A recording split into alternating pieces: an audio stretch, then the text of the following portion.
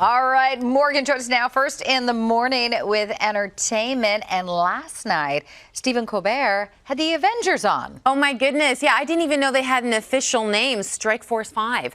So we're talking about the faces of late night all coming together on The Late Show with Stephen Colbert when he's just days away from his final episode. Jimmy Kimmel, Jimmy Fallon, Seth Meyers, John Oliver, they were all together. I mean, it's quite a sight to see them all together. And they're called Strike Force 5 because they actually created a podcast. This was their name of the podcast back in 2023, WGA Strike. And it was like this limited podcast. It was very, very popular.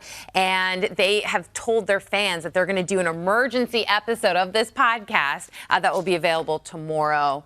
I'm chuckling because all I saw was Avengers, and I thought it was the Avengers, not the Avengers of late night. Oh, yeah, the Avengers of late night. Yeah. Yes.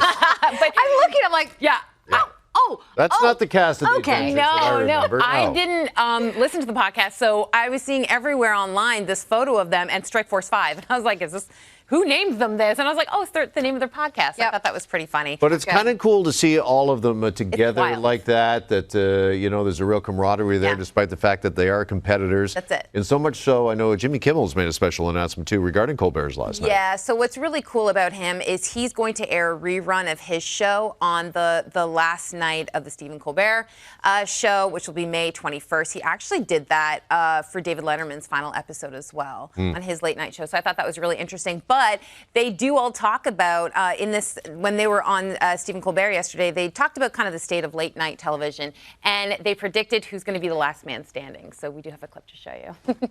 Jon Stewart is designated survivor tonight.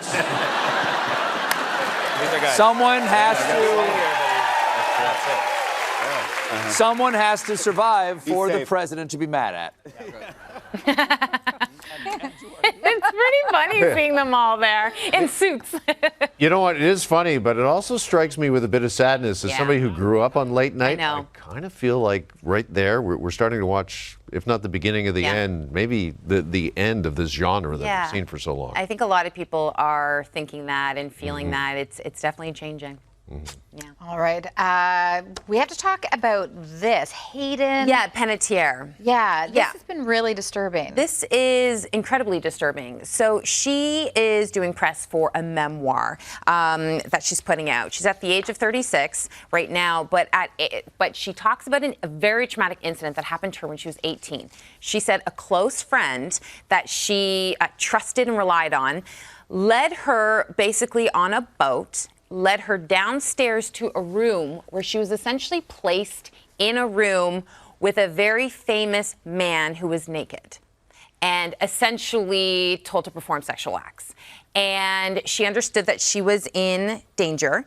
And here's a quote that she said. She said, she physically put me, so she's referring to this friend who she trusted, led her down to this room. She said, she physically put me in the bed next to this undressed man who was very famous. She does not say who it is. Like this was just an average day for him. She said she was 18 at the time. She thought she was mature. She goes on to say, your frontal lobe doesn't fully form until you're 25, 26. But at the time, she thought she was mature, but enough to know she was in danger. So she said, this isn't happening. She said, but unfortunately, she was out to sea. Like the boat was in the middle of the water. She said she couldn't jump overboard and escape. So she hid on the boat.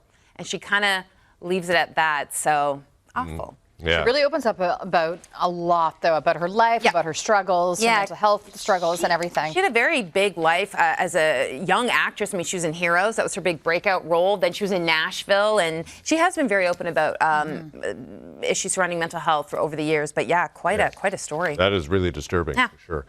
Just finally here, we've got news about another biopic that's set to film. Yeah, so FKA Twigs, you know her as a singer. I know her as a singer. I love her music.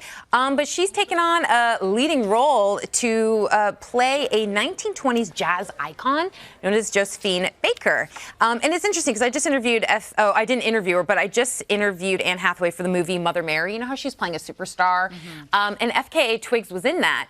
And she had quite a significant scene where she was possessed, and it was really cool to see someone who I know as a singer act. So this is going to be incredible to see her take this on. She said, I cannot wait to embody Josephine Baker, bringing her fight, her love, her losses, her talent, and her heroism to the big screen.